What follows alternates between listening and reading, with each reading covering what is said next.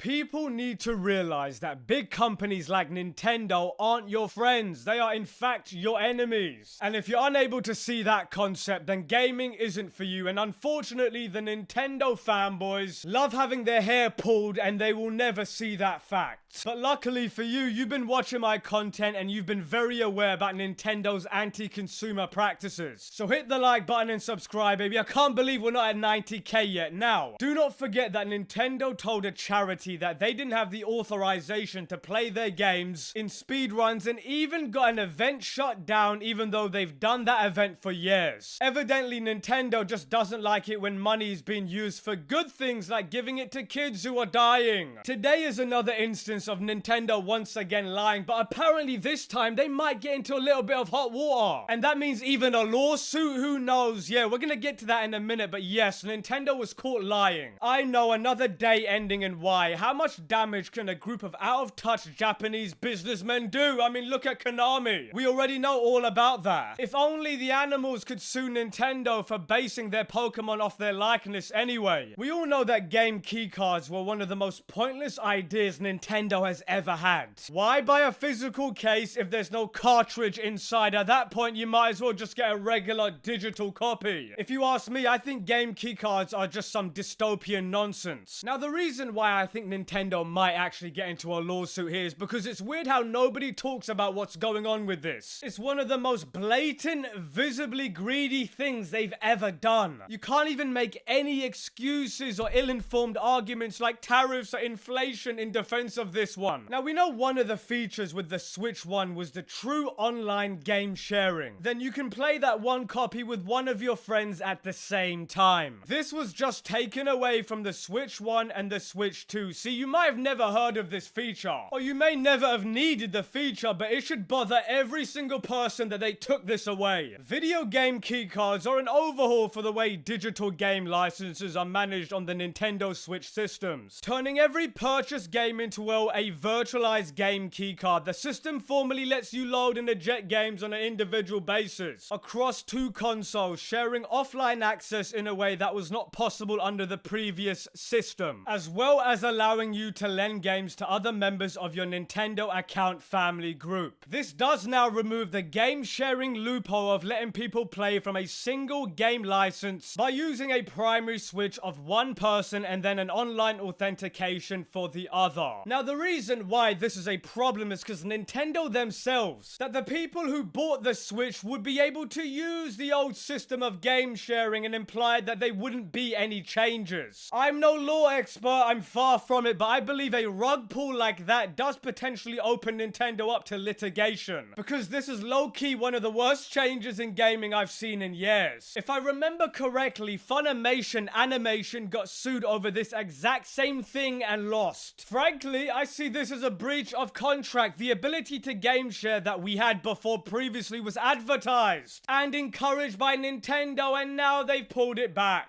Imagine you're a parent with 2 kids and 2 Switches, and suddenly they remove a feature that your kids use and you're left dealing with the fallout. And then Nintendo expects you to spend another $60 again on a 10-year-old game like Mario Kart 8. They remove this feature so they can ban people for playing used games. Someone might ask, what was wrong with the previous system set in place? And Nintendo's like, well, we promised this thing and now we're taking it away so we can take more money from you. They want to make sure that everybody has to buy as many copies of their game as possible. Here's another article. Nintendo got rid of a great Nintendo Switch feature, the original method of sharing games. Users could play the same multiplayer game online using just a singular digital copy. This may seem like a cheeky exploit, but it was fully endorsed via the official Nintendo website. It has since been removed. The process was a little complicated, but it meant that you didn't need to buy 2 copies of Splatoon 3.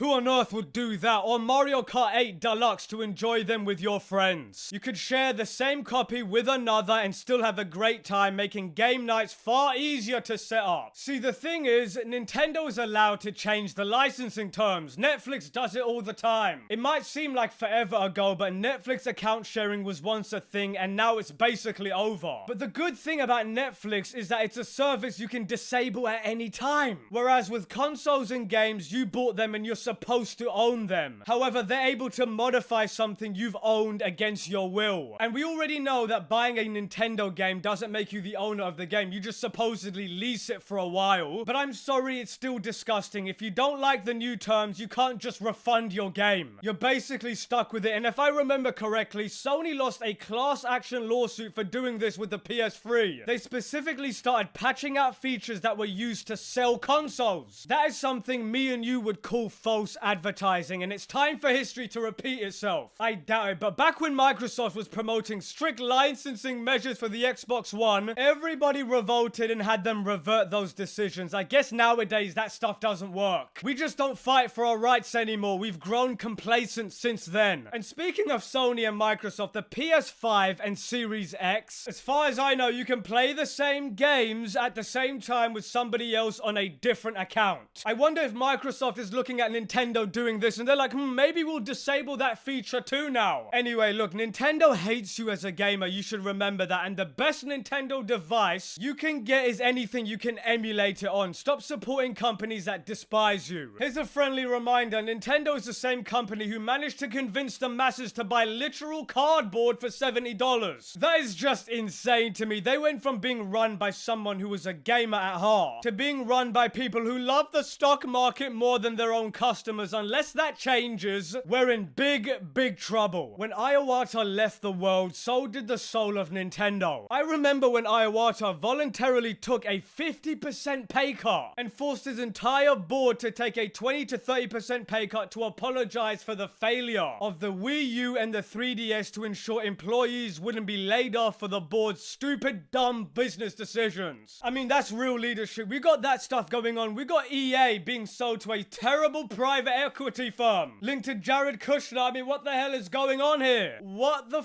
is happening to gaming? Jared Kushner, Saudi Arabia, and more backers to buy EA in a $55 billion deal. You know what? I guess EA, you make stupid games, you win stupid prizes. President Donald Trump's son-in-law and Saudi Arabia's government and other backers are closing in a $55 billion deal to purchase the video game company responsible for developing and publishing popular game franchises like The Sims, Madden NFL, and Battlefield. Well, I guess EA's fate has officially been sealed. You're telling me that the one company who's infamous for buying and milking and destroying other companies has been bought by people who will milk them, buy them, and then ultimately destroy them. It seems like EA is getting a taste of their own medicine. Electronic Arts, or EA, announced on Monday, September 29th, that it will be privately acquired by Saudi Arabia's public investment fund, Silver Lake and Affinity Partners during the 2027 fiscal year. The latter of the investors, Infinity Partners, was founded by Jared Kushner, Trump's son-in-law, who is married to Trump's eldest daughter, Ivanka Trump. If you thought the stupid loot boxes, the slot machines, and Madden or FIFA or 2K were bad, then you haven't seen nothing yet. If you haven't boycotted EA back then, you should probably boycott them now. There's no reason for game companies to be owned by national governments. And on that bombshell, I guess we're not gonna get that Mass Effect 5 that we've all been waiting for, and if it does come out, it's gonna be garbage. Manix out.